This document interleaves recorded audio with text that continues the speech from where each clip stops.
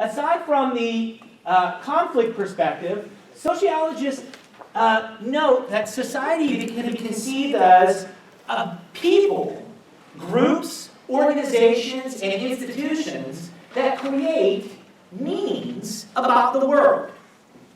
Right? So, people in groups create meanings about the world. And they act according to the meanings that they create about the world. And this really happens through the use of symbols. So if we look back through history, even to present day, people in groups, people in organizations, people in institutions create meaning about the world. Right? So you can think about this in terms of your friendship group. Many of you have friendship groups where you've talked and had deep conversations with other members of the group about the world.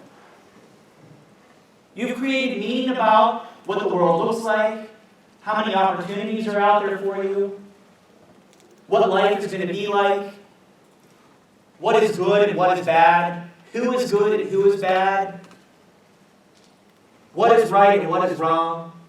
What you're really doing in your group as friends is assigning meaning about the world. And based on those meanings that you internalize, you act towards the world. When you and your friendship group, or you and your family, you and your work, you and your other institutions, define someone, something, some event as being good, you're going to act towards that event, towards that person, towards that group, towards that thing differently than if you and your group defined it as being bad. Right? Defined it as being bad. How do you define it as good and how do you define it as bad? You use symbols. And you use symbolic culture. What is a symbol? And symbolic culture? Well, symbolic culture is really anything, a person, place, or thing, that has been given a meaning about it through the use of language, through the use of gesture, through the use of symbol. Right? We can point to anything and give it meaning. We can give it meaning through saying something about it, through gesturing towards it, through creating a symbol for it. Right? And this is known as symbolic interaction.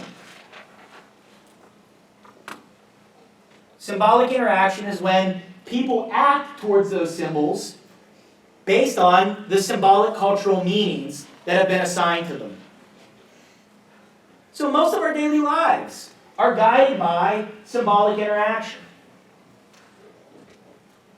Many of you, right, all of you here, decided to behave in a way or behave in a manner that you arrived here at 11:15. Right? You woke up in the morning, you brushed your teeth, you did your hair, you put on your clothes, you put on your shoes, you maybe got in a car, you drove to Indiana University of Pennsylvania, maybe you got on a bus and you got here, maybe you got on a bike and you got here, maybe you walked here. You came to this place, you sat down in this place, and you've been sitting here. Well, why?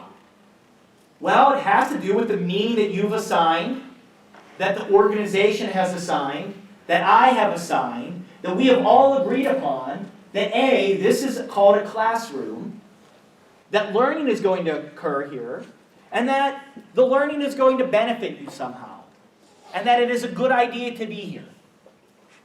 Right? You acted according to the meanings that were assigned to this particular place, this particular space, this particular time, this particular person, yourself. So most of our daily lives are guided by the meanings that we give to persons, places, and things. And the symbolic culture is created by us, right? In order for us to value this classroom, in order for us to value this thing called education, in order for us to value a degree, our culture had to come to an agreement. People had to agree that these things are valuable and good. Right? These things are valuable and good. And symbolic culture, the things that people do to create the symbols and assign the symbols, can be observed, can be controlled, and can be predicted. Can be observed, can be controlled, and can be predicted. So I'll give you a great example of this. This comes from a book that I just published with a colleague, Dr. Melissa Swager. The book is entitled Unleashing Manhood in the Cage. And what we find is that mixed martial arts, how many of you are familiar with mixed martial arts? Raise your hands. Okay, about 80% of you are familiar with the sport. For those of you who are not familiar with it, it is a sport very similar to boxing. However, there are changes in terms of rules. Rather than just using your fist, you can kick, you can punch. There's differences in terms of you can fight standing up, you can fight on the ground, and there's differences in terms of rather than fighting in a ring, you fight in an arena that is an octagon shape, covered by a chain link fence. Very cool sport. I've studied the sport for several years. In fact, the person who was on the cover of my book was my former college roommate, who was an MMA fighter himself. The sport of mixed martial arts is only about, 22 or 23 years old. The sport itself was created in 1993. Right? So the sport itself was created in 1993. And when the sport was created, there was lots and lots of attempts by the people who created the sport to define a symbolic culture around that sport. So they were faced, the early people who competed in mixed martial arts, the early people who started the sport, was faced with the choice of whether to make the sport be considered a dangerous, real fight, or a safe athletic competition. Right? A safe athletic competition. They were forced to think about whether or not they wanted to talk about their fighters, right, the competitors, as being barbaric brawlers, people who are kind of less than human, these barbarians who would fight tooth and nail to the death, or as professional athletes, right, professional men. Well, what we find is that the organizers first, in the early period of mixed martial arts, created a symbolic culture that was reflective of the first ideas. That the sport was going to be this dangerous, real fight where two men enter into a cage and one man leaves. If someone dies, so be it. And that the fighters, or the competitors, were going to be considered barbaric brawlers. In early competitions, the competitors beforehand would smash garbage cans, break boards in half. Some of them were noted for whispering in people's ears before they choked them out at bars, "I'm going to kill you." And what the sport of mixed martial arts found was that this symbolic culture that it created actually had lots and lots of negative effects as well as positive effects.